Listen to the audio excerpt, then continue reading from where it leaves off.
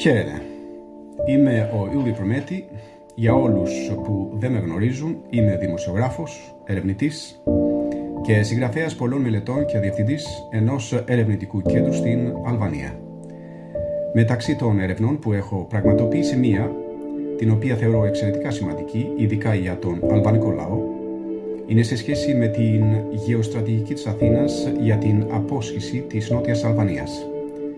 Την εκμετάλλευση φθηνού εργατικού δυναμικού τόσο στην Ελλάδα όσο και στην Αλβανία και την εξαπάτησή μας από την πολιτική μας τάξη σε σχέση με όλα εκείνα τα πλεονεκτήματα που απολαμβάνει η πολιτική και οικονομική ελίτ της Ελλάδας τα τελευταία 30 περίπου χρόνια εις βάρος των Αλβανών και της Αλβανίας.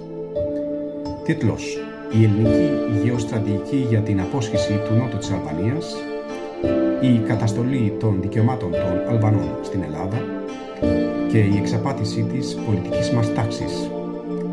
Αυτή η γεωστρατηγική δεν έχει εκφραστεί ξεκάθαρα από την αθηναϊκή πολιτική ελίτ, εκτός από ορισμένες ειλικρινείς ομολογίες πρώην Υπουργών Εξωτερικών και ορισμένων Ελλήνων δημοσιογράφων. Αυτές οι ειλικρινείς ομολογίες, οι απαιτήσεις της Αθήνας από τα τύρανα και η πολιτική της Αθήνας μετά την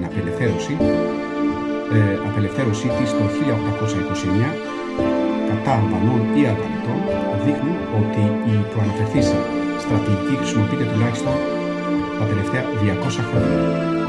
Για να το πετύχει αυτό, η Αθήνα χρησιμοποιεί εθνοκεντρικές πολιτικές, που σημαίνει ότι η Ελλάδα κατοικείται μόνο από Έλληνες και όσοι αυτοπροσδιορίζονται ως Αλβανίτες ή Αλβανοί από την Τσάμουδια ή την Αλβανία δεν είναι ευπρόσδεκτοι.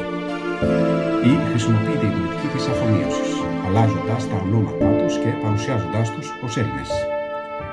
Η αλβανική ελίτ δεν έχει επίγνωση μιας τέτοιας στρατηγικής και ακόμη και αν είχε, υποθέτοντας ότι διαβάζει την έρευνά μου, έχει διαφθαρεί από την πολιτική ελίτ της Αθήνας. Για τον ίδιο λόγο ζητώ την υποστήριξή σας για να εναντιωθούμε μαζί σε όλες αυτές τις αδικίες, χτίζοντας ένα λαϊκό μέτωπο.